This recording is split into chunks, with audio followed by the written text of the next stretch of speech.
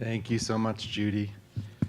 I'm Franz Litz. I'm with the Great Plains Institute, and I have the honor of first raising the mic. How's that? Great to see so many friendly faces in the room. I'm sure there are many other friendly faces out there in internet webcast land, so welcome. Really happy you're here today. Really good to be in Milwaukee. I have the honor of introducing to you the roadmap to decarbonization in the Midcontinent electricity sector. And those of you here in the room have hard copies on the table. Those of you in the webcast land can go to the web address here on this sign, roadmap.betterenergy.org, to download yourself an electronic copy of this roadmap. And this roadmap, as you know, was developed by the Midcontinent Power Sector Collaborative. And I also have the great honor to work with this, as Rolf put it, extraordinary group of folks as part of the GPI team that staffs and facilitates the Midcontinent Power Sector Collaborative. So the work that I'm about to present is theirs, and I'm happy to be able to present it to you. So let's see. What is the Midcontinent Power Sector Collaborative? Let's see. Okay.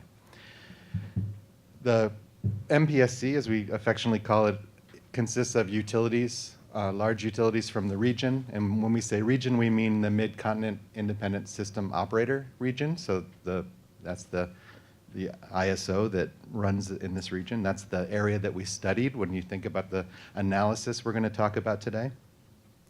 Also includes cooperatives, merchant generators, public power entity, environmental groups, and some state observers. So that's the Midcontinent Power Sector Collaborative. And over the past little more than a year, we've been developing this electricity roadmap. And when we're done with the electricity roadmap, we're intending to now move on to transportation and buildings. Why do a roadmap to decarbonization?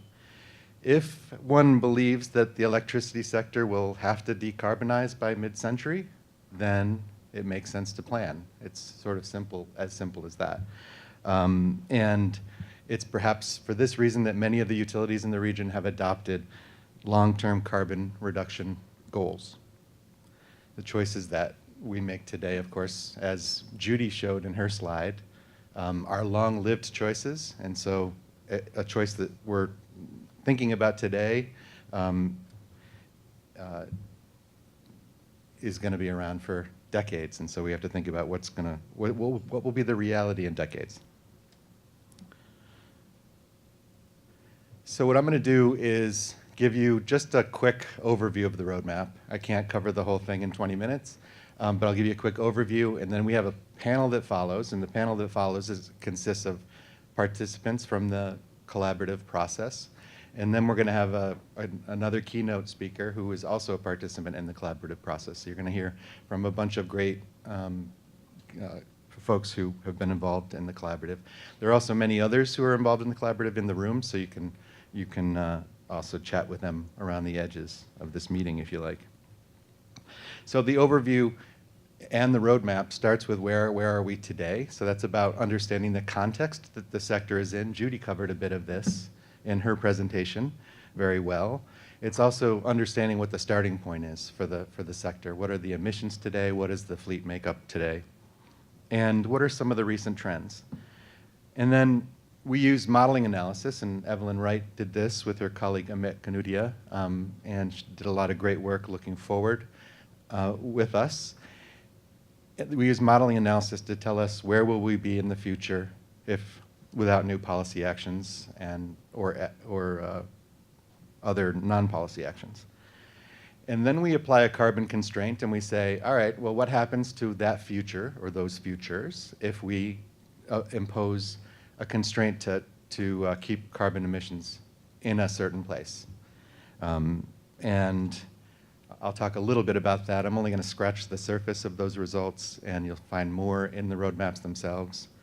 And then I want to just quickly highlight things that we learned as a group and consensus principles that the group adopted. And those principles are really focused toward utility planners, energy system planners, state regulators, and the like. So the first thing we did was look at the context, and a couple of the key things from the context that we note are very, very important. Low gas prices, the fact that gas prices are at historic lows and they're projected to stay low. The decline in renewables costs and the expected further decline of renewables cost, and the potential for technology developments. And then where we are today, if we look on the left-hand side of this slide, we see the 2016 fleet makeup in the MISO region. And you can see here that it's still pretty dominated by fossil resources, 77% gas and coal, with about 18% of the fleet makeup non-emitting. And then on the right-hand side, it shifts a little bit when you're looking at just the generation. And we find that 25% of the generation that year was non-emitting, with 2/3 of that existing nuclear plants. We want to think about where the trends are going in actuality, and this shows 3 recent years. And we see in the region a trend that we've noted nationally, and perhaps a slightly less dramatic trend in MISO than in other parts of the country. But we do see a somewhat of a shift away from coal toward natural gas, which of course is cheaper, and the addition of wind and other renewables. So where are we headed? Judy had her waterfall slide that you have copies of on the table. And you've heard of the duck curve? Well, we have the gray whale. And the gray whale is facing into the future. And I actually looked it up, and the gray whale is one of the species that is doing very well. So it's safe to call this a great whale. So we said, look at the sector. Where is this sector going using the modeling analysis out to 2050? If no new policy happens, no new other actions. And we modeled a whole bunch of stuff. And so one of the nice things about Evelyn's model is you can do lots of scenarios and analyze lots of different factors, and you can keep all of that handy. When we're doing a report like this one, of course, we have to make choices and limit them, which is what we did. But I'm happy to tell you that on the online version of the roadmap, you can find a portal that you can enter and play around with all the variables. And you can see lots of different lines, and they go in different places. And you'll find that the lines looking at the future will fall somewhere in that gray area. That's what the gray whale is. It represents all the potential emission trajectories between now and 2050. The green line and the blue line were the 2 scenarios that the collaborative picked out and said, you know, these 2 seem like the most likely based on what we know today. And so let's, you know, if we have to focus in on a limited number, let's do that. And the blue line represents low gas prices and continued low gas prices, along with moderate renewables costs. The green line represents moderate gas prices, so somewhat higher gas prices and lower renewables costs.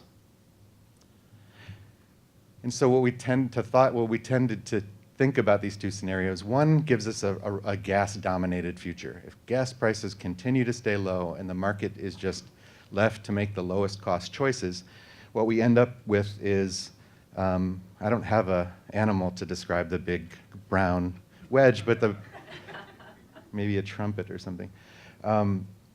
It's the brown wedge shows us that we add a lot of gas. Gas is cheap, stays cheap. So the system is going to add a lot of gas to the system. We end up with a gas-dominated future. Another key thing to notice here is the gas is so cheap that nuclear plants are squeezed out on an economic basis. So by 2030, we see most of the plants in the region go out for economic reasons. We do see an increase in wind, which, as Rolf noted in his introduction, is a huge strength of this region, the wind resource. And then, of course, we do have coal taking a smaller and smaller share going out, largely because gas is cheaper, and it continues to be cheaper, and it outcompetes. With our other business as usual scenario, where we had gas prices just a little bit higher and renewables costs lower, we have what we call a more mixed future, because we have, as you can see, a much bigger mix. When you look out at 2050, you have a good chunk of solar, lots of wind. We keep more of the nuclear, in this case, existing nuclear is more economically viable when gas isn't as cheap. But we still see a lot of gas, and we see more coal staying around on an economic basis when gas prices are higher. Okay, so those are the two futures that we looked at. And then we said, all right, what happens if we apply the carbon constraint? What does the future look like if we take those two systems, those two futures, and we ask them to meet a carbon budget, stay within a certain limit? And when this group talks about substantial decarbonization, we mean a range of things. We mean an 80% to 95% reduction in carbon reduction. So whenever we're talking about substantial decarbonization, think of it in those terms.